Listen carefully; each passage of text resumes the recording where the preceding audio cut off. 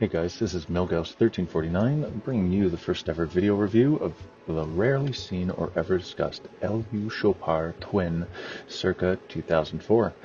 This will be a deep dive into the model, but I do preface this lengthy video with a quick TLDR for those who just want the nutshell. You will find the script along with citations included in the description, as research was required to discover many of the facts presented here today. As always, these are completely unsponsored and purely my opinions based on my own personal beliefs and experiences. This will be a comprehensive look at the Twin, and throughout this video I'll be comparing the Twin to a current generation 43mm LUC Quattro 1926. TLDR. Here it is. So while this is from another time, the LU Chopard Twin represents some of the best aspects of Swiss horology, and while it may be slightly down-tuned from its modern or Geneva seal certified siblings, the Twin can still be found for sale at a typical asking price of just $6,000 USD, less than half the ask for a modern Quattro 1926. That is an absolutely absurd value, and it blows me away what the market will currently spend on a mediocre steel timepiece. Well, these and others like them lament on various sale platforms.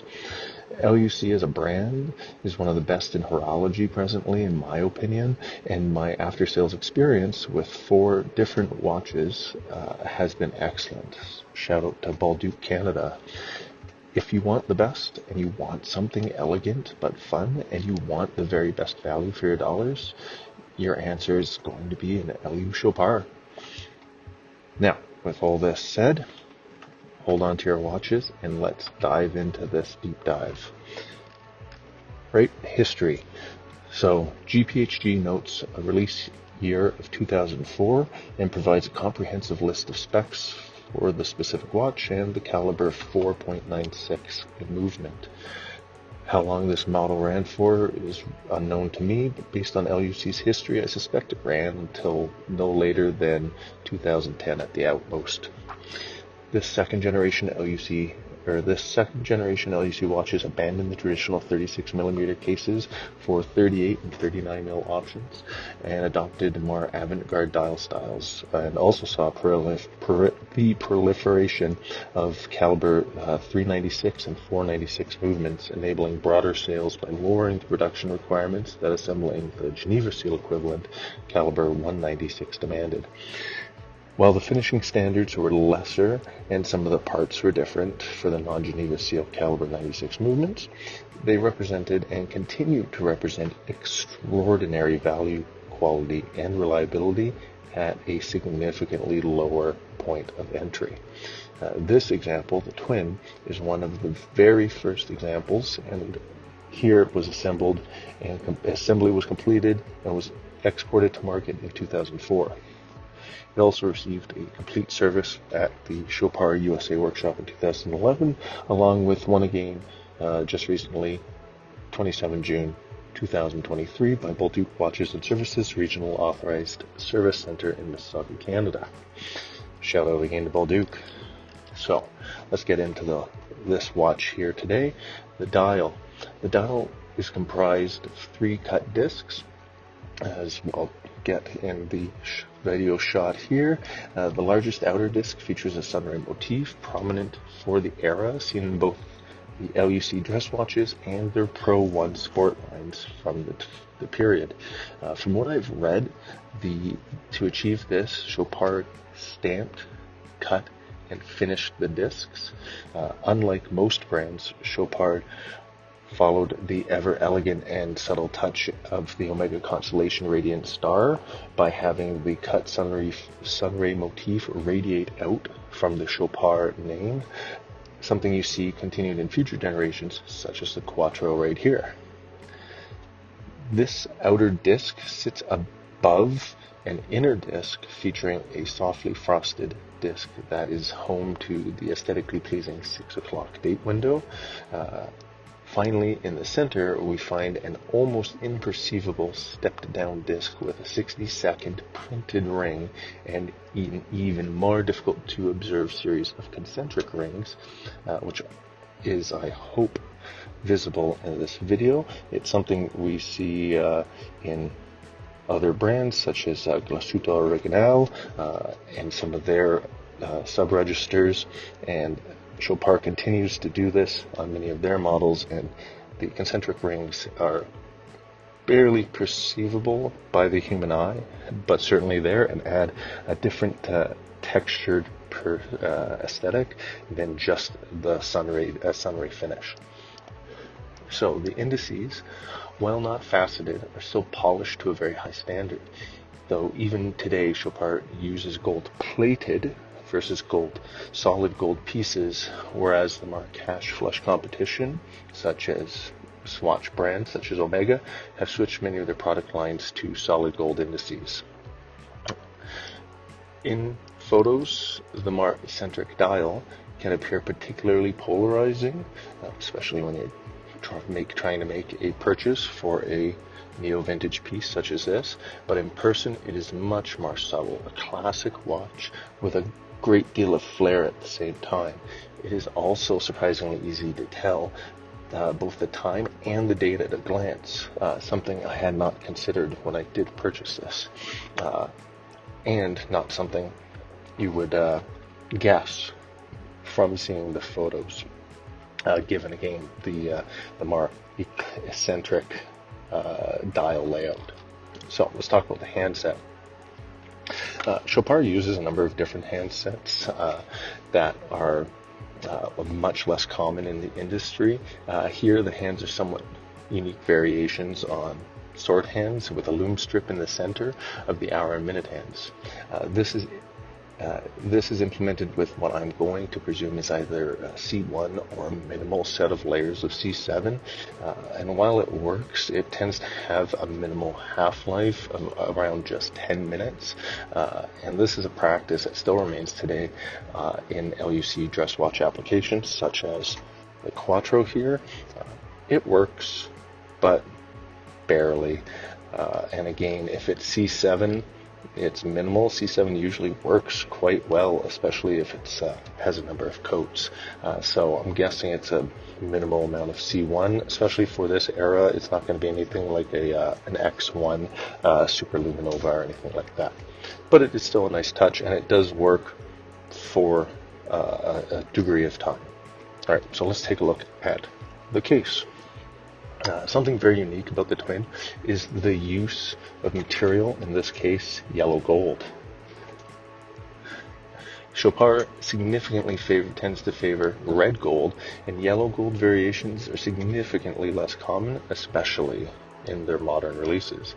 This said, when we look at the Quattro, the red gold that they produce in-house has a much more yellow hue to it than, say, Swatch's Sedna gold, and you can see Chopard's yellow and red comparatively here. And although we have brushed, well, let's say it's brushed, satinated, fine line between the two flanks here, between the two cases, versus the Twin, which is all polished all around. Hopefully you can see it on camera here, but the red gold of the Quattro is significantly more yellow than, again, something that has more copper in it, such as Sedna. Lug to lug for the Twin is a universal 46.5 mil and will fit a majority of wrist sizes easily. Width. When we take a look at the side profile here, right, it's beautifully thin at just 9.2 millimeters, and for comparison, when we look at the 43 millimeter Quattro, which sits very flat but very long lug to lug on the wrist, the Quattro is 9 mil thick, almost equal, but you can see the way they're designed. The Quattro looks more substantial, even though it's not.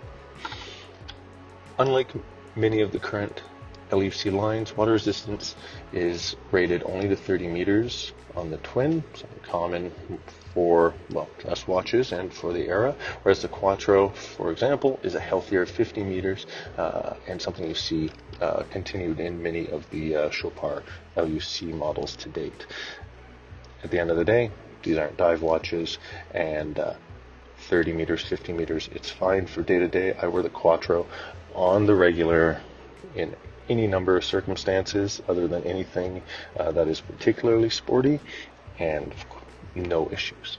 The case for the Twin is fully polished and is non-offensive dress watch design, scaled out for a larger size rather than a 36, I should say. It mostly features rounded edges over sharp ones, and it matches the flare of the dial in my opinion. If you look at the Quattro has many sharp lines, but elegant flowing, sharp edges, but elegant flowing lines, if that makes sense. And if you're watching this and you're already at this point, I'm sure you can start to see it in the video. So, again, fully polished case. The bezel, also fully polished, is the perfect size here, allowing for maximal dial size for appearance, and it stays out of the way. Not too big, not too small, and it does the job.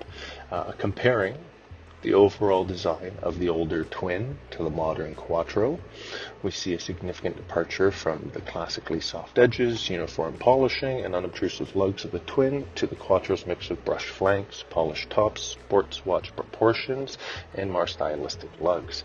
If I put the Twin over top of the Quattro, the Twin almost fits just within the dial itself of the Quattro. The Quattro is a beast, but in the Quattro's defense, the lug holes are drilled in such a way, and the lugs themselves flare down in such a way that even though it is over 50 mils lug to lug, it fits flat and fits close to the wrist, allowing you to be able to sport it in that size. So back to the Twin. If we look at the side, at the crown, right, the signature LUC crown remains ever present here and has a particularly aggressive knurling to it, especially when compared to modern LEC applications such as the Quattro here. So you can see here in the video, it is quite aggressive, likely because again it's smaller, so in order to keep it proportional, right, and still allow you to gain purchase when grasping it, some more aggressive knurling. Whereas the larger Quattro, larger crown, proportional to the case size, it can be softer while still allowing you to easily grab it. Moving on to the movement, let's flip us over here finally.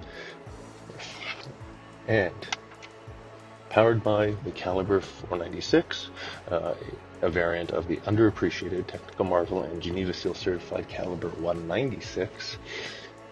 It offers all of the features of the Caliber 196 except for hacking seconds.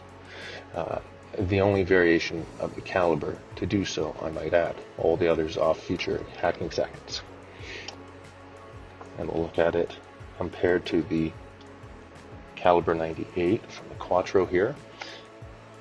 While not adorned with the same finishing standards of the original Geneva Seal sibling or the Geneva Seal certified Caliber 98 here, it is still very well finished, but not all the surfaces, such as if you look just above the micro rotor, you'll see this plate here. It has a brush finish, but it's not finished.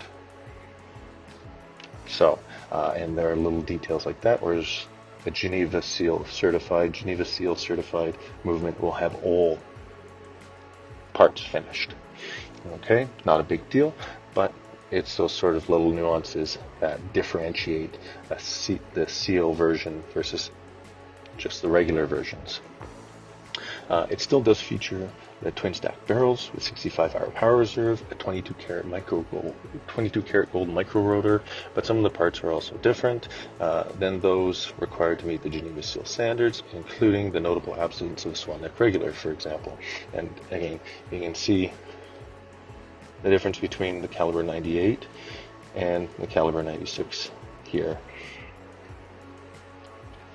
Compared to the Caliber 98, 96 is a particularly smaller movement, however, and can fit in a case as small as 36 mils, whereas the caliber 98 cannot. My intention here is not to provide a comprehensive history or expose of those movements. I will add that since LUC developed both from the ground up, similar to the development of, say, the Breitling B01, and both form the foundation of a wide range of different variations while still retaining very slim profiles. Interestingly, the caliber 96 range, in the caliber 96 range, only the three-handed models offer Geneva seal options. LUC models are, as one should expect, COSC certified, but the brand does offer a very limited range of en français la Foundation Qualité Fleurier, the FQF, or Fleurier Quality Certification, as an in-house alternative to the Geneva seal that sets out specific terms for finishing materials, accuracy 0 to +5 seconds, and robustness. I won't dive into this topic either, but this is yet another example of the extraordinary capabilities and audacious ambition of LUC, constrained by the limitations of manufacturing capacity, said to be just 15,000 units annually, along with 40,000 mass market non-LUC versions, such as the Alpine Eagle or their other sport, lower market sport models, and a weak design team, I would argue, depending on the model and generation, and protracted marketing failures on the brand's side.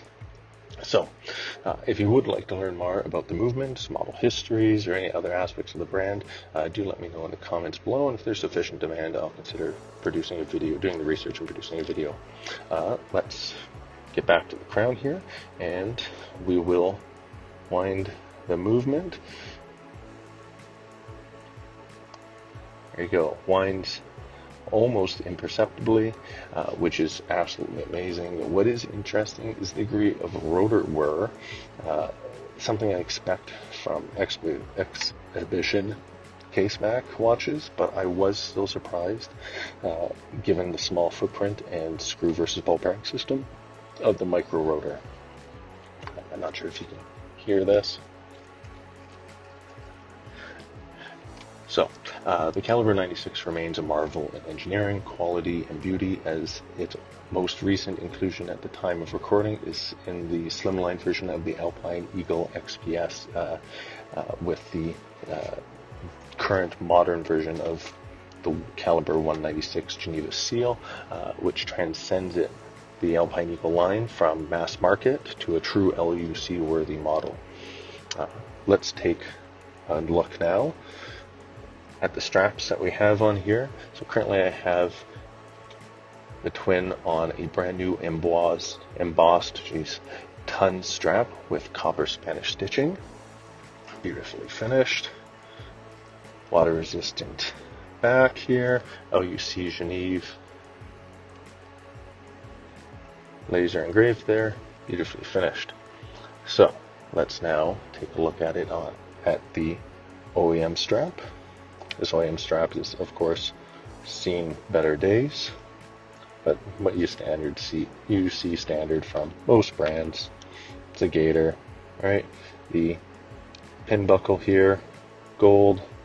If we turn it around, fully stamped, and pretty standard. A little bit of flair with this edging along the Chopard name, but pretty standard pin buckle. Next, let's take a look at it on a new tons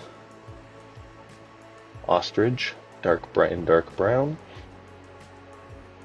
Again, beautiful looking strap on a beautiful watch, and gives it a different look from something more everyday to something more dressy. And if we're talking casual, we'll look at our final strap for today, which is a personal favorite of my wife's and an Amazon special in this, what would I call this? A marine blue, maybe a steel blue.